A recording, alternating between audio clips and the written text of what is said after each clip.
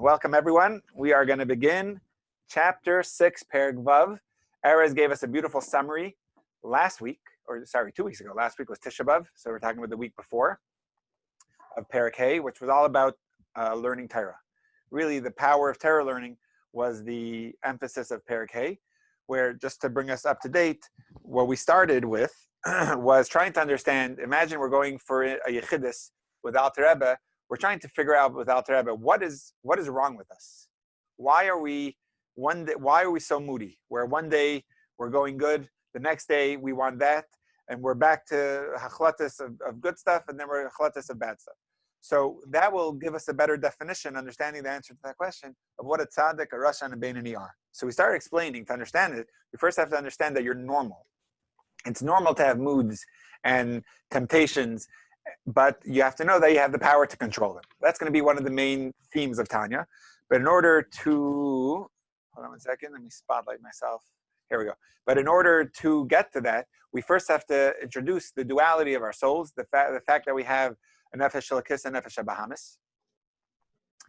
And the Alter Rebbe goes in to explain the nefesh shelakis in perek beis is chelek elokami mal mamish. It's literally a piece of God in us, which means that it always thinks about Hashem. It always wants to connect with Hashem because it is a part of Hashem. So it's thinking about the greater good. It's selfless. It's humble. It's its pure joy is doing mitzvahs and feeling the vitamins.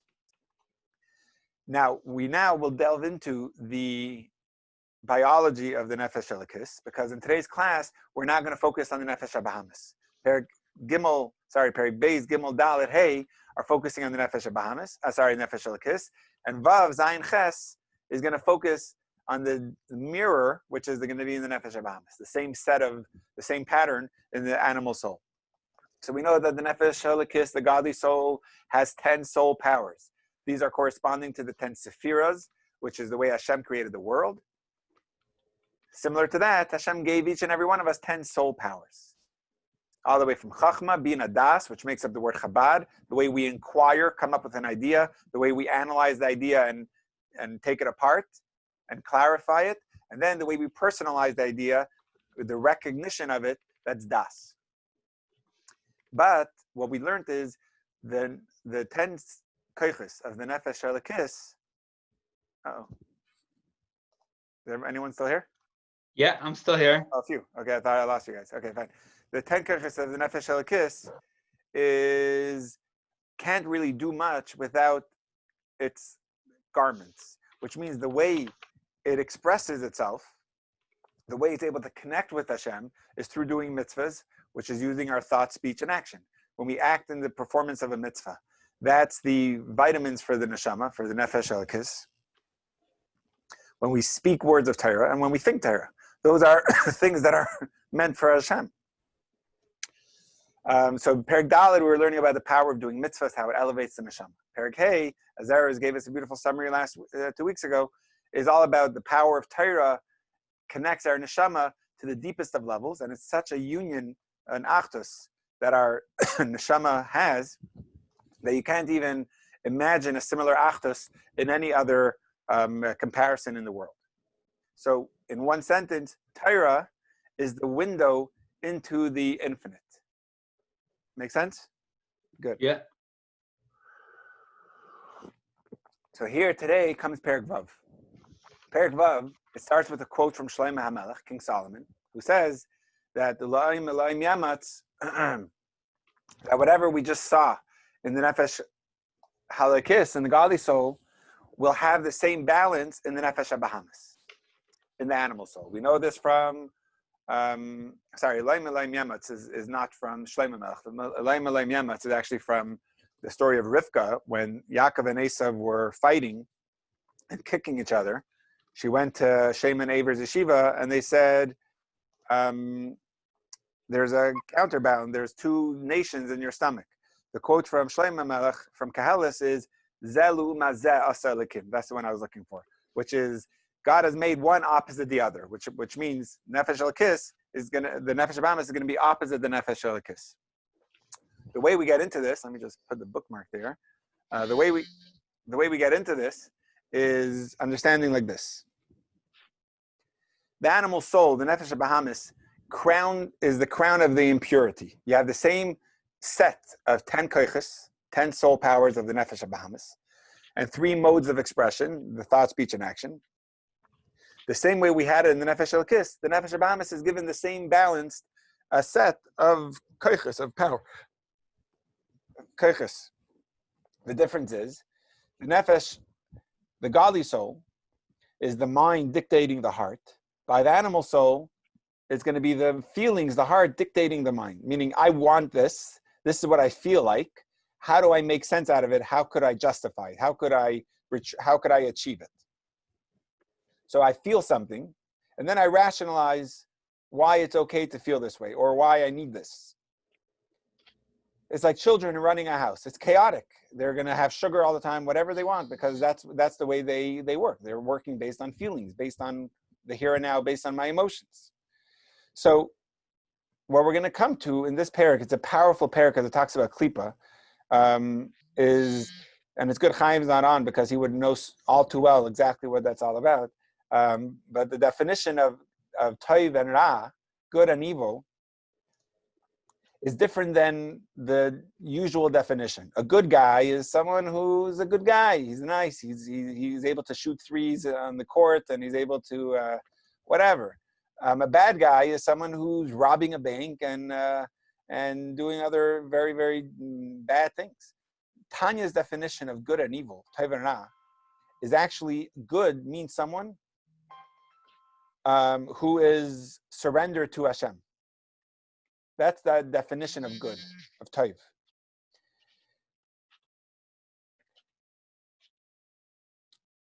You're surrendered to holiness.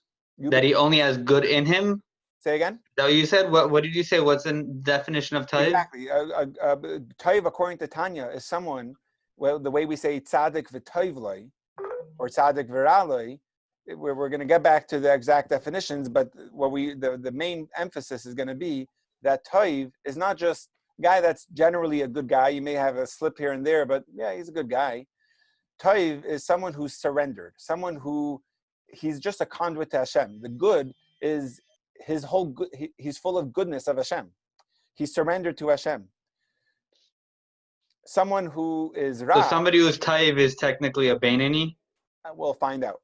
We'll have to get into chapter 9 to understand that. You'll have to. We'll leave you hanging with that. A beinoni is someone who's good on the outside, but Eretz fries out, we'll know why. What do you say, Levi? If Eretz fries out, we'll know why. You know what? I will answer your question, Erez.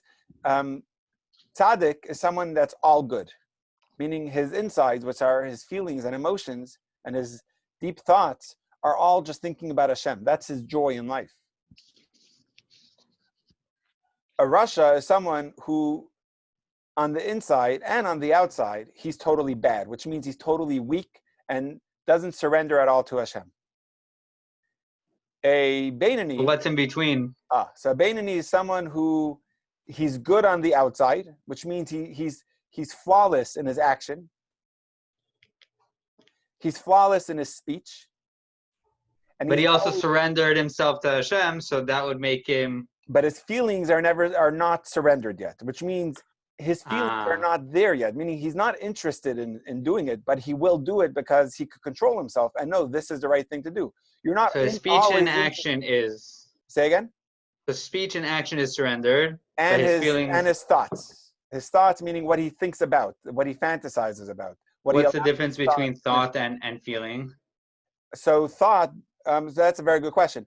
The thought, let me answer that correctly. I'll say it first in the Hebrew and then translate it in English. There's seichel and midas, which are our intelligence, chachma bina das, and our feelings, the 7 midas, the way chesed gvur tiferes, feeling of love, feeling of fear, feeling of compassion and empathy, anger, all that is coming from the heart. Once you have a feeling towards something, then you allow yourself to think about it. That thinking about it is a fantasy, but that's not a feeling anymore. That's now allowing yourself the indulgence to think about something. That's a machshava. You could think about good things, or you could think about bad things. The same as with your speech.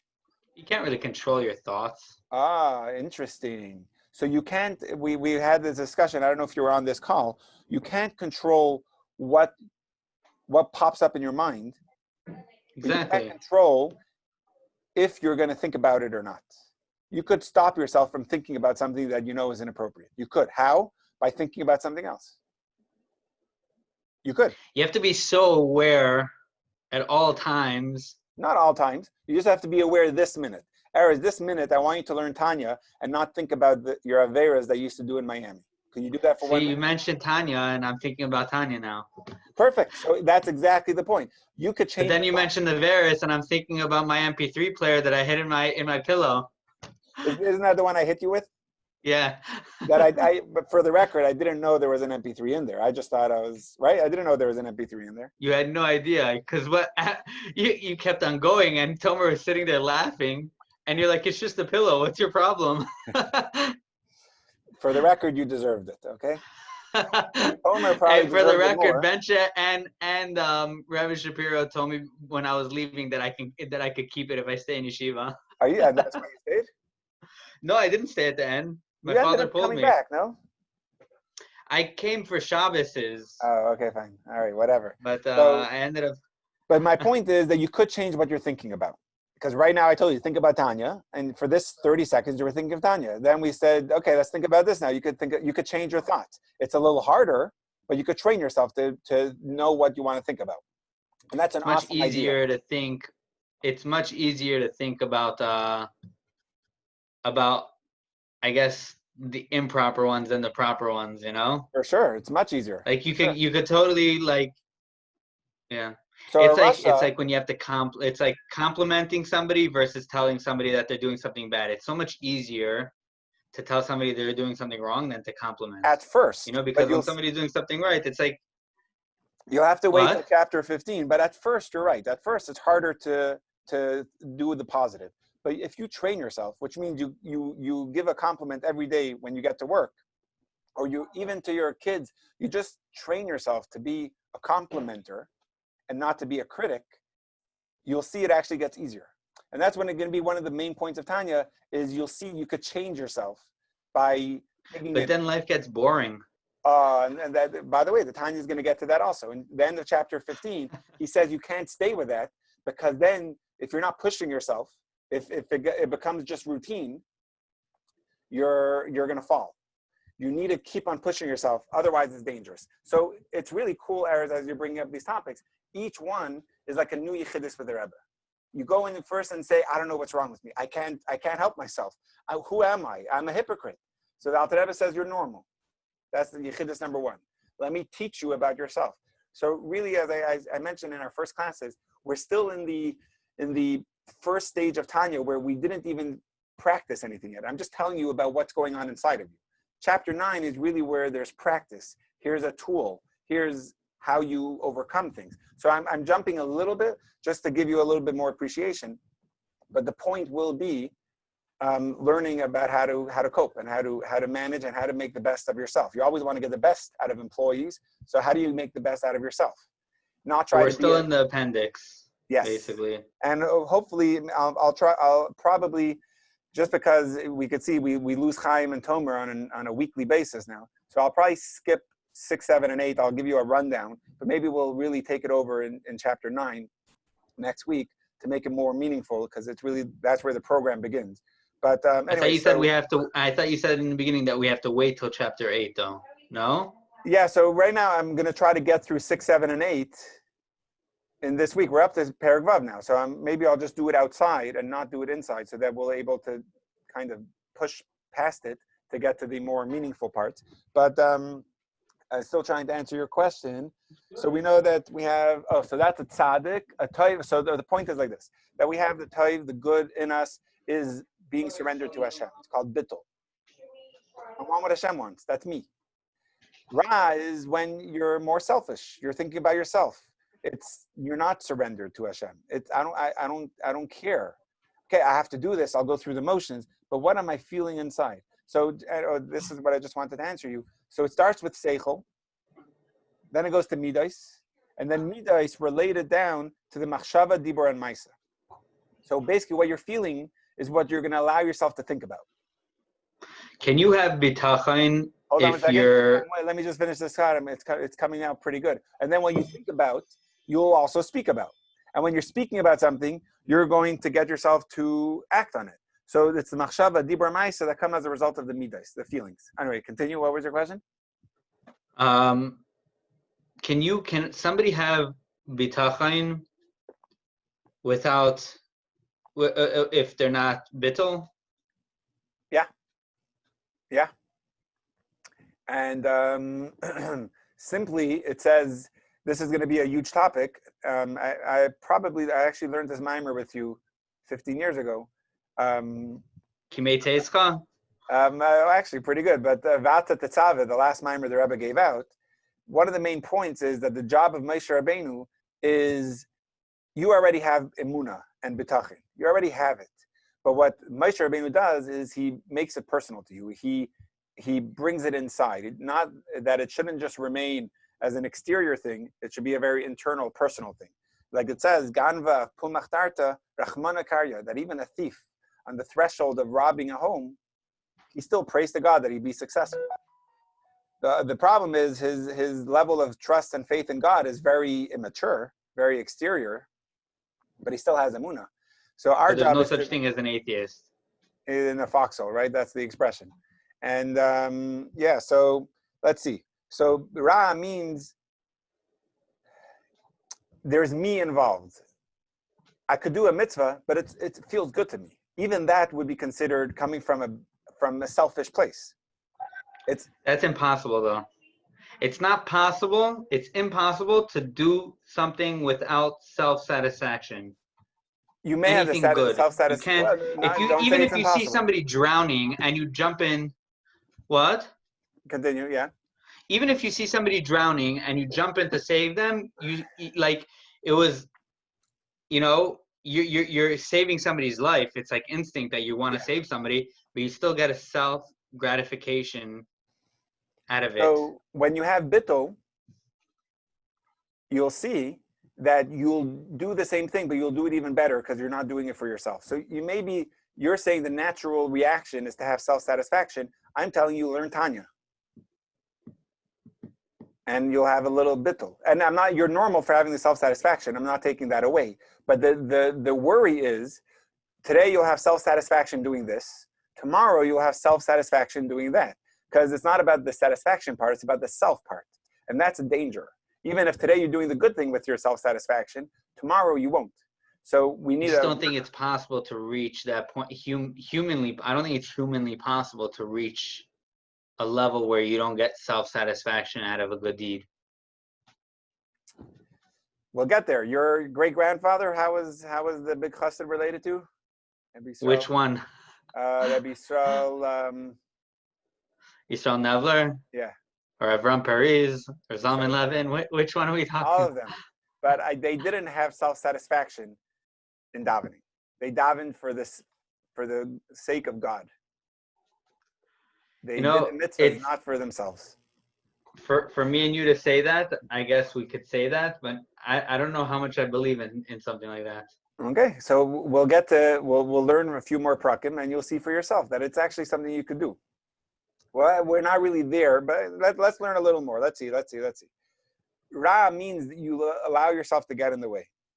That's klipa. Klipa is an outer shell. It's the exterior part of anything. Anything other than absolute submission to God is sitra achra. I want to repeat that. And we're inside, if we were learn the chapter inside, it actually says a really, really important line. Basically, it's going to tell us that in Tanya, in Torah, the way Tanya is learning it, the real authentic way of learning, is that there's no such thing as neutral. Usually, you have a mitzvah, which is holy, take tefillin. You have bad things that are illegal for us to do. And let's just take a simple example. You have tefillin, which is totally holy, kedusha, sefer Torah. You have pork, which is totally forbidden and usur, prohibited. Then you have a bunch of things in between. My tea that I'm drinking right now, oatmeal, eggs, my time, That's normal. It's neutral. It's my conversations. Everything around me is neutral. And Tanya says, no, there is no such thing as neutral. Either it's kedusha or it's klipa. Kedusha or klipa. It's a powerful line. It's a little extreme, wouldn't you say? So then good. I like saying things that are extreme because it gets you to stop working and actually listen. It's good. But what that means is, and let me clarify that a little bit. There's actually 4 types of klipa. 3 klipas are totally bad. They're called shalish klipas atmeis. The 3 impure klipas. Pork is part of those klipas. So we're 3/4 at a total loss. Say again? So I said we're 3/4 at a total loss. Yes. Forbidden relations. That's totally forbidden. Now, there's apples and oranges, and tea and coffee is klipa, but it's not a totally forbidden klipa. It's called the klipas noiga, which literally means a shining klipa. It's a klipa that because it wasn't used for anything holy yet, automatically it's klipa. But depending on what you do with it, you'll lift it up to become kedusha. If you don't so if you say a bracha on it, is that considered lifting it up? I think it's more than just a bracha. It's doing the first bracha, doing the after bracha, and utilizing that energy to do something positive. Well, the after bracha is midoraisa, no? The bracha itself is midorabanan. Yeah, but both are going to be part of kedusha, right? Why is the midorabanan or midoraisa going to be any different in terms of what you're doing with it? But then it's also going to be right now, this tea, as I'm drinking it, I'm raising it up to kedusha. I made a bracha before, but what am I doing with the energy of the tea? I'm clearing my throat in order to learn Torah. So, or my time. All that on its own is klipa. It's called klipas noiga. What I do with it will either elevate it to kedusha or bring it down to the shalosh klipas atmeis. So it's hovering on the lower side, and if you don't do anything with it, it becomes klipa. But if you do something positive with it, it transcends and lifts itself up into kedusha. So anything not batul is in the category of klipa. Anything batul is in the category of kedusha. But klipas noiga is not so bad. It's not. It depends what you do. It's not bad. It's klipa. Klipa. I guess let's clarify. Does klipa mean bad? Klipa just means a shell. Depending what you do with it, it's either elevated to being the food, or being thrown out as shalosh klipas atmeis. So that's an important topic. In Perek Vav it learns that, and then it says klipas noiga. It's a shiny klipa. In English, the word is going to be it's translucent. Or transparent, something like that. Basically, there's either you could have a cup that is not see-through, a clear plastic cup. You could see what the contents going in. This cup, you have no idea what's in there. I could have spiked. This could be scotch for all you know. So shalosh klipas atmeis is a shell that is covering over anything good that went inside that klipa, but it can never be taken out. That's why we can't elevate a pork. It's not our job. Hashem says it's forbidden. The real word it uses in Torah is Hashem says it's tied up. Asur literally means tied up, chained. A prisoner sitting in a cell, they're called asir barahatim, which means tied up in chains. Or matir asurim, right? We say that every morning in our davening. Releases those who are tied up. So asur, when we say this is forbidden, it actually means this is tied up, which means it's in a cup that is covered up with klipa that you can't see what's inside, and it's not redeemable. Klipas noiga means shiny klipa. It's like a cup that you could see through, and therefore you could actually raise up the contents of that cup, even though there's a shell around it, but it's actually redeemable. So that's taking an apple and redeeming it from the sparks of holiness that is inside of it and raising it up to kedusha. It's a very complicated subject what you're saying right now. That's why I didn't invite Chaim or Tomer to the call. It was going to be too complicated for them. It's a huge idea, and it's cool because when we learned Tanya 20 years ago, did we know of this concept, right? True. Saying like what you're mentioning right now is so broad. So like, the outside concept, yeah, I hear what you're saying, but like now everything I do, like what's klipas nega, what's like, you know, and what isn't, you know? How do you define it? How do you get to a level where you know where you have to elevate it? Do you have to know you have to elevate it? Agreed. It is complicated. It's a huge topic, and Tanya has 53 chapters that's going to talk about it. And let me just give you an example. Let me think over here. Oh, it's actually so simple. If you think of it this way, we all know in today's 21st century, it's all about the marketing. A person could be doing nothing, but if they market their business, they could sell anything, because that's what people are into. People are into the packaging. When we say don't judge a book by its cover, we all do that every single day. When we choose to open up an email, we think of, is this a subject or a title that interests me in opening? It's all about the outside. That's klipa. That's what we're all about in terms of the world. That's what the world is all into. It's the outside packaging of things. What we need to do is tap into the deeper parts and say, what is in there? Is this something for me or not? So the good thing is Hashem already told us, this is forbidden. This is tied up. Don't even try to eat the pork, because I already told you there's no hope there. There's nothing redeemable there. So Hashem said everything else is for you to raise up and make holy. And Eris, tell me, am I clear in my sound and my video? Just because I have like 100 people joining my Zoom in 45 minutes, I just want to make sure that you could hear me well. Yeah, I still hear you You perfectly could see me fine. well? Yeah. Okay, it's not too blurry? No, it's fine. Okay, good. So perek vav, or actually the first 6 chapters, this is a really cool idea. It's the microcosm. A microcosm is thinking about the micro, the small. It's about me. It's about my personal life, my soul, or my souls, plural. Perek Zayin and Ches, it talks about the world at large. The klipa, not in my neshama, not in my soul, like the animal soul, but the worldly klipa. So that's called the macrocosm. In the first 6 chapters, talks about the micro. 7 and 8 will talk about the same idea of klipa and raising it up, but not in myself, raising it up in the world, the klipa involved in the world. Like you said about economics, there's microeconomics and macroeconomics, okay, 2 major subjects. Okay, awesome. And what is the macro of the world?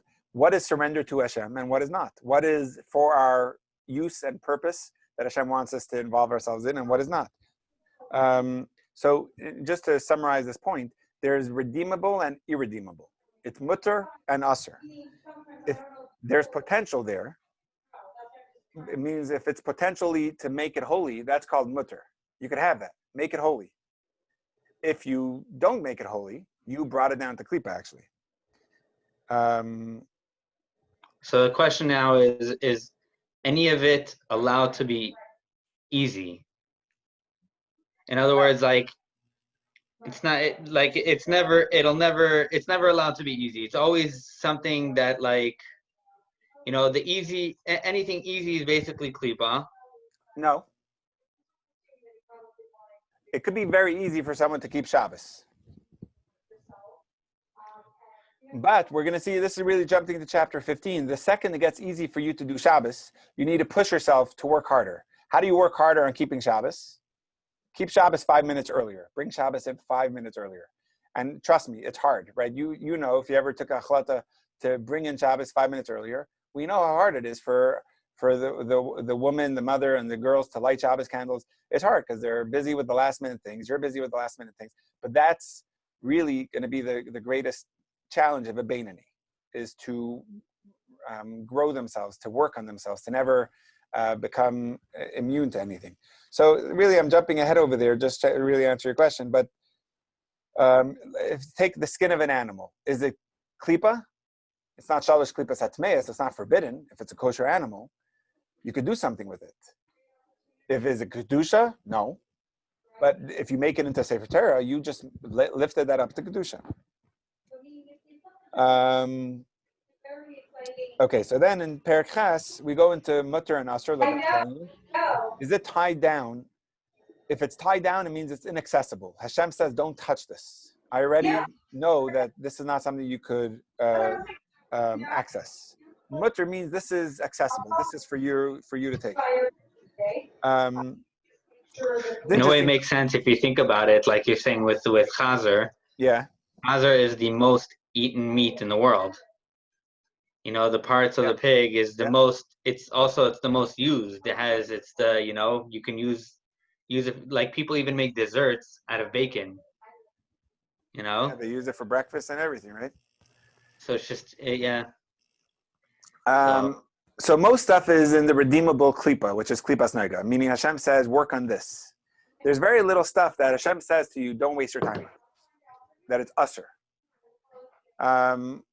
So you could be building a mikvah, building a shul, or working and driving, and you're lifting up that time or that energy you're putting into your work or that beams of the mikvah to be holy.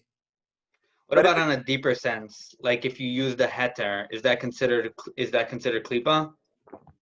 Somebody gave you if a Rav gave you a heter to do something, for instance, Moshe Feinstein said that you can eat OUD. Not, I don't eat OUD. I'm saying that they eat OUD. Is that considered klipa now? No. Using a heter? No, but they have to ask their Rav.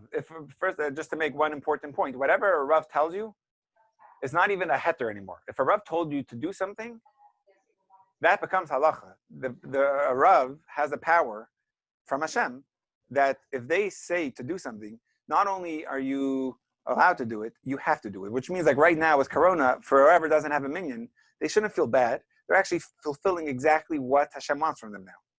Davening by themselves. Or whatever it is, it's not a second best. It's exactly if a Rav is empowered with Hashem's koyach.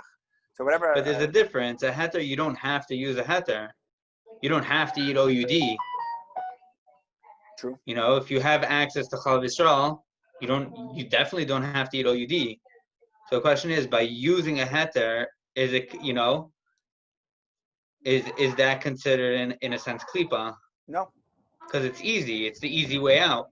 It depends what you do with it. If you were, you can't rely on Moshe Feinstein's heter from 40 years ago to decide on Chalav Yisrael today. No, it's just an example. Yeah, but that's an interesting example. But if a Rav told you to do something, forget about the easy and the hard. It depends what you do with it. Everything will depend on you. It depends on your attitude, your intention, and your result of how it's being used. So there is one way. Let me just go back over here. Most of the world is potentially holy, which means it's not holy on its own. We have the potential to make it holy. If you hold up anything to the light, you'll see a shining spark of godliness in there because it's something that needs to be redeemed. A tree could become a book, a sefer, kosher food. If you're working for the sake of supporting your family or giving tzedakah, all that is redeeming and making holy your time, your energy, your money, your food, etc. So there's one way when irredeemable can be redeemed. I'm going to go out on a limb over here, and that's called teshuvah, which means if a person ate non-kosher, not saying I don't care about Hashem, but they just didn't know about Hashem, or they didn't value the importance of a mitzvah, and therefore they did averas, and like we've all done, it's not lost. That energy, so it's actually a really cool idea. There's one way that you could actually tap into the worst klipas and actually it becomes holy. And not if you did it intentional. It's interesting to say that. If the clarification of it, if you say echte v'ashuv, which means I'll sin and I'll just do teshuvah right after, I'm relying on the teshuvah, you're right. Then it says ein maspikin biyadeh. Hashem doesn't give you the chance to do teshuvah. But even that, we're going to learn. The Alter Rebbe is going to make clear. It just means Hashem's not going to help you. But if you push your way through and do teshuvah anyway, the teshuvah counts. But the point is, and what about the concept of schar? The misnagid part of you will never be able to shake out of you, huh? It's always going to be stuck in you. Everything is about schar, man. What do you want? You're funny, Erez. So just to explain this point, what was I saying? So, teshuva. Teshuva is an incredible thing because it could take what fell into shalosh klipas atmeis, and you could actually raise it up to kedusha now. It's the only chance for raising up what was klipa to be now kedusha. So if someone did something bad and they feel, okay, I'm remorseful, but now that I got it out of my system and I won't do it again, that's one way. But then there's an even higher way. They feel bad, they sin and they do teshuva. That's called teshuva meira, fear, teshuva out of fear. Either scared of the avera, like you were saying, the reward and punishment, or fear. A higher level of fear is going to be called yiras baishes, which means, Hashem is so amazing. Like, how could I do that to Hashem? Like, Hashem cares for me. So that's a higher level. Or there's another level, which is yiras chet, which you're not scared of doing the avera because of the sake of the punishment. You're scared of doing the avera because of the avera, because this is so bad for me. So it's not the result of the punishment that's going to come, chas Hashem. It's more the chet itself is something that you're sick of. You have yira from it. But then there's a higher level of teshuva, which is teshuva me'ava. Teshuva simply with genuine love, saying, Hashem loves me so much. I love Hashem so much. How could I do that? So you feel ashamed, which is more yira, but then you're like this intense love that just overtakes you, that you feel so bad for what you did, and you never want to go back there. And you're in a powerful state of love. That teshuva has the power of zdainas nasa kazachias, which means your intentional sins are able to transform to now be counted as mitzvahs in your favor. So they take all the sins, gets raised up from the place of klipa, and now you're able to use it in as kedusha. So to explain this a little more, when you did the sin, you made a separation between you and Hashem, and it hurts. Now you feel bad for what you did, but now because of it, you're so much more careful of not putting yourself in that dangerous position anymore.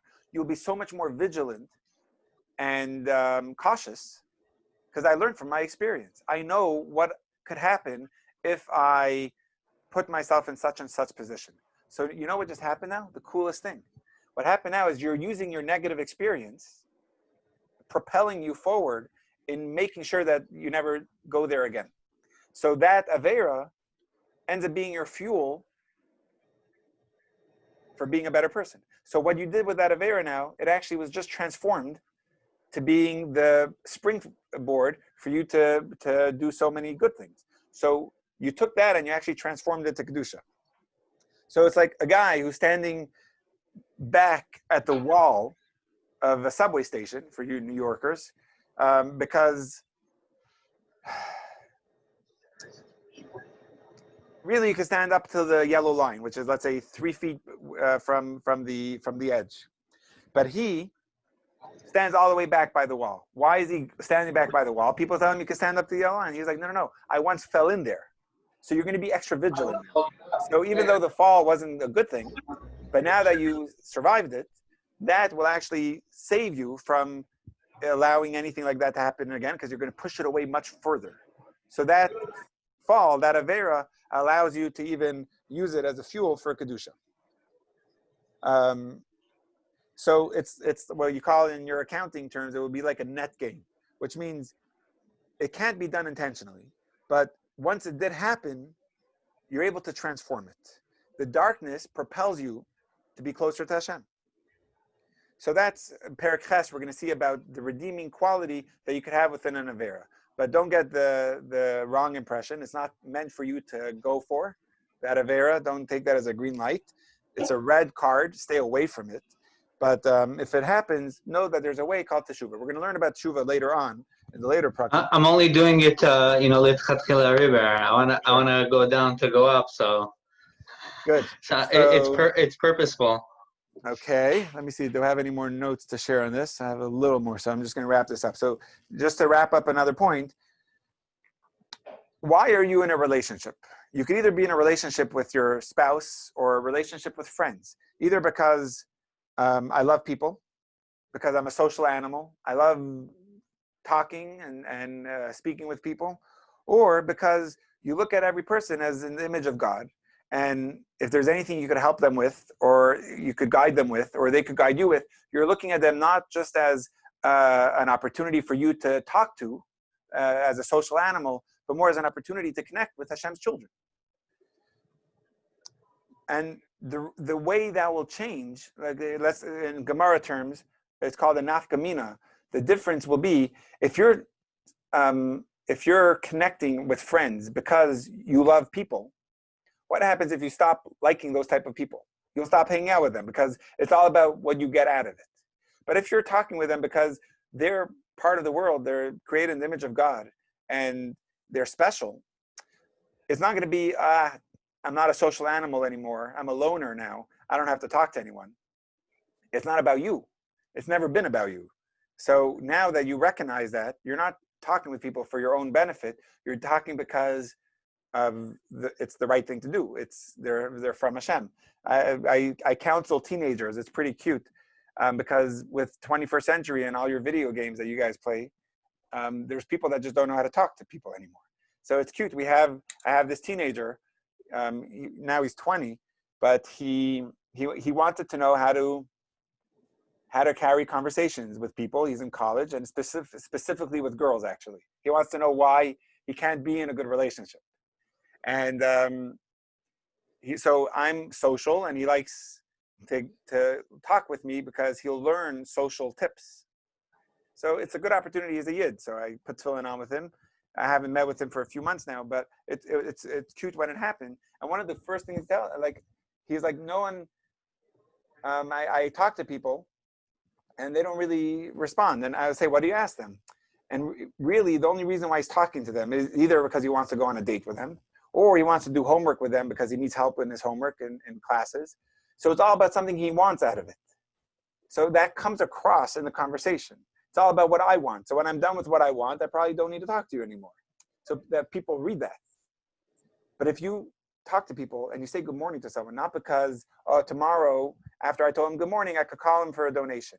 You're talking to him because you really want to talk to him today. That's why, Levi, I never call you. But if you're talking, he's always on mute anyways. Levi just wants to hear your voice. Yeah. Does that make sense? So anyway, just to summarize in 30 seconds, if you're batal, you're not going to do things because it's about you. If you're batal, you'll do it because it's because of Hashem. So therefore, even when it gets inconvenient, you're going to do it regardless because it's not about you. But if you're not batal, then it's just about what you want. And then when you're not interested anymore, you'll stop doing it. So it's an incredible part to hammer in, which is bittul. Klipa is not bittul. It's all about self. It's all about the outer layers. So just to summarize, we'll wrap up with this. Perek Vav, it talks about the nefesh habahamis. It has the same the same soul powers as the nefesh elikis, meaning not the same one, but the same set of 10 koiches. 3 intelligent. But they're stronger. 7 emotional. No, they're equal. It's older. Interesting. Good point. That is true. Melech Zaken Uksil, it came into the body first. Good point. But doesn't mean it's stronger. Holiness is surrendering. Unholiness means self-serving. Klipas Noiga is the animal soul. Perek Zayin and Ches, it talks about more the Klipas Noiga around us in the world.